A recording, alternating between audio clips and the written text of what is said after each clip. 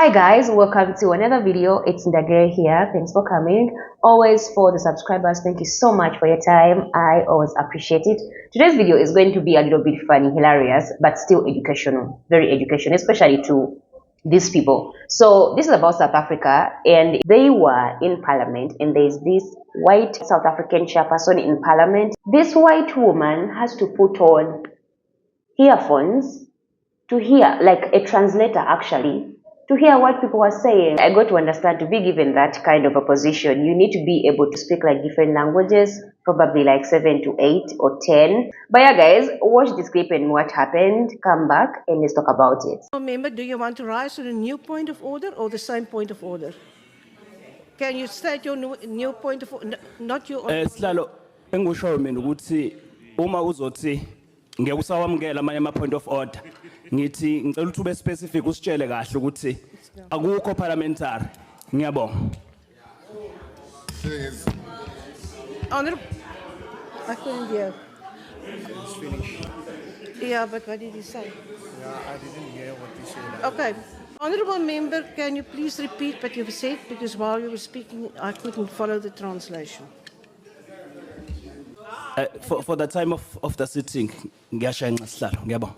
Ngiyacanga ukuthi ngizwile. Honorable member, if that is how you want to do it, that's fine. Honorable member, your point of order. Yes.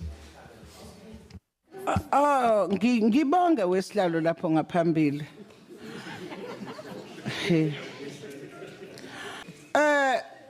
Bengithi ngaphambi kokuthi kudlulelwe phambili noma kusinwe ingoma yini la.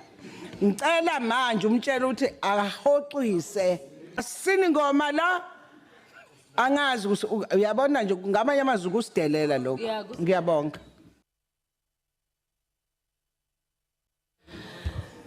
Thank you very much, Honourable Member. Unfortunately, I will not rule and deal with teams. I will deal with individuals, so that's not a point of order. Can we please continue? Please. Che, na kensa swinene ngopfu u le ku vulavuleni che ene a hi le ku tweni ku ri u rina a ni tisa ku u vulavula na mani because you should be able to speak to us. Thank you very much. Can we continue, please? And that, ladies and gentlemen, it's called the Government of National Unity. That has got to be the funniest video. But one of them... Ooh, wait, sorry guys. One of the funniest thing about that video is the comment section. The comment section is gold. There was one post where this person commented, "Uncle, I can work under pressure."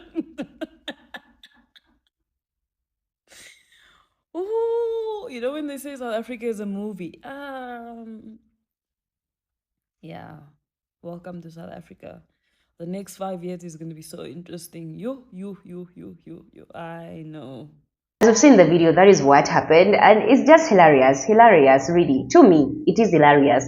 And why it's funny is because Africans, we are expected to understand like the colonial languages. We've been forced to speak, these foreign languages. As a Ugandan, the English I'm speaking, I was beaten in school from the day I started going to school to the day I left school. Actually, I was supposed to speak English every single day and never speak my vernacular language at school. We are beaten as animals. We are literally, we are treated like criminals in my country just by speaking your vernacular language in school. We are expected to learn the language of the French, to learn the language of the Arabs, Arabic. We are expected to learn the language of English. We are expected to learn these other foreign languages. But you mean to tell me you are living in South Africa as a white South African and you can't even speak any other black language? And you want to come out as you all say that you are Africans? It's the same way I landed on a video where a white woman was complaining that Africans name their children long, hard names that they cannot pronounce. Like, my name is Ndagire, and like it's so hard for a white person to pronounce. I have to give them the English name. Make it make sense. Like, black people are notorious for naming their children 25-letter names that they're never going to get even pronounced right, let alone spelled right. Oh, isn't that sort of trauma for that poor kid that's never going to have his name spelled right? Only to your standards. Like, what is... If I were that child, I wouldn't want my name misspelled all the way through or mispronounced by people. That's because people can't take the time to pronounce it correctly. Whatever. You can say supercalifragilisticexpialidocious, but you can't say Jaquan. Are you kidding me? Okay, whatever the result is, the poor child does not have his name pronounced correctly or spelled correctly. Because people do not take the time. You can take the extra 2 seconds to do it, but instead you're sitting here making fun of a whole culture of people for things that they didn't have a choice on. Do you have a name that gets misspelled a lot? I sure don't. Well, because my mom whitewashed my name. So that's racist. We are able to, like, you guys, these people are able to respect someone who comes from, let's say, Sconovia. These people are able to understand the names of other people from other countries of the West when they look like them, and they do put in the initiative to really know that name. But when it comes to us Africans, we are being too much with our names. You can't pronounce our names. And that's something I also experienced when I was like in school, because we would have these missionaries that would come into our schools, but they never tried to learn our local languages. They never tried to learn our names. They always prefer to call us the English names, the other names that are easy for them, but expect us to go into their countries and speak the proper English and speak the proper language of their country and behave proper in their cultures. The same way when it comes to eating, they are so disgusted by us using our hands to eat. Something that is cultural and traditional to us is always to be in their way of life. Use knives, sit on tables, do this, do that, etiquette, this, that. When it comes to other people's ways of life, that's when their lines have drawn and it just can't connect. They just really can't connect. Make it make sense. I love that in the comments, even some white South Africans who are really looking into themselves and really saying things like, as white South Africans, we need to put in the initiative to learn the vernacular languages of the country, which makes sense. It can't be just one-sided. And it was just funny when she was like, can you please repeat? Because I didn't really understand what you were saying. What? You didn't understand what? It was hilarious. It was freaking hilarious. I'm Ugandan, but I still understand some words when a South African speaks. And I don't live in South Africa. I still understand things when a Kenyan speaks. And I'm not from Kenya. I still understand some things when a person from Zambia talks to me. How come you guys don't put in the initiative of really understanding the people of the country, actually understanding the languages of the owners of that country? But you want to be part of parliament, you want to be part of things, you want to control the resources of the people that are the owners of that country. How does that make sense? And it was just so funny because these people are doing it like deliberately to show them that we are here, this is our language, this is who we are, and you need to understand us. If you can't understand us, maybe someone else should come and take that position. You claim to be African when it is beneficial to you.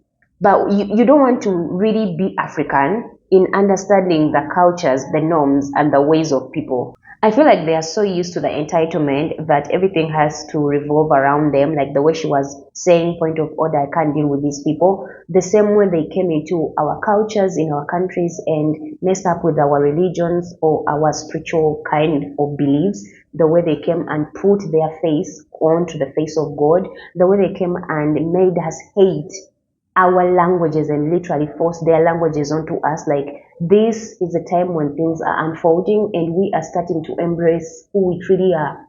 So I really love this for South Africa. I wish other African countries could do the same. It just looked like we just love to be colonized, and that, if it comes from us, it's not okay. If it comes from the other groups of people, these people, then it's perfect. Not saying that English is not okay. It's good to communicate with the language, just like I'm doing now, to communicate with you, but it should not be like the official one. We should know it, but it should not be forced upon African children. if we also want to develop as a continent. Language barrier is something that we need to break into the African continent so we understand each other. The most East African people, speak Swahili, understand it. So if we push it into Africa as a whole, there's no way these people will not put in the initiative as well to learn our language. Actually, you don't even have to wait for Swahili to be the continental language.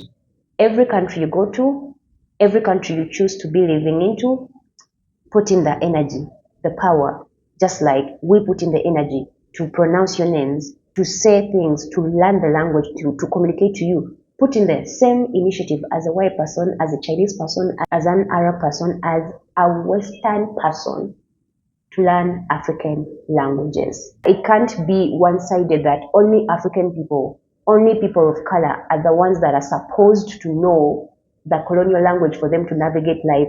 How about you guys, when every time you're coming into our countries, try to learn the language before you book a plane, before you pay the ticket, before you ask for a visa?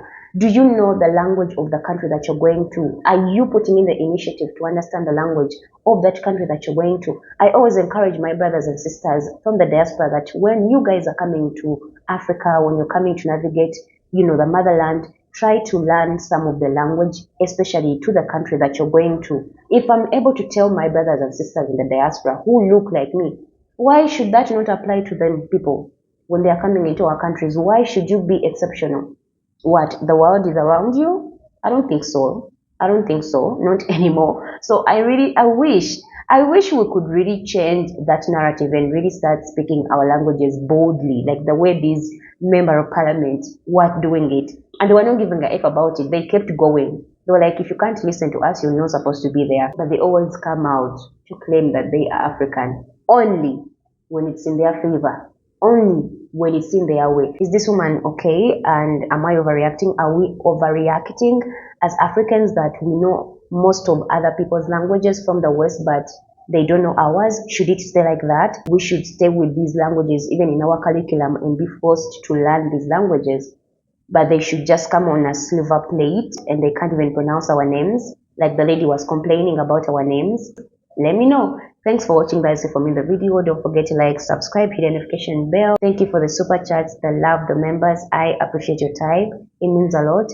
Yeah, I'll see you in the next video. Bye.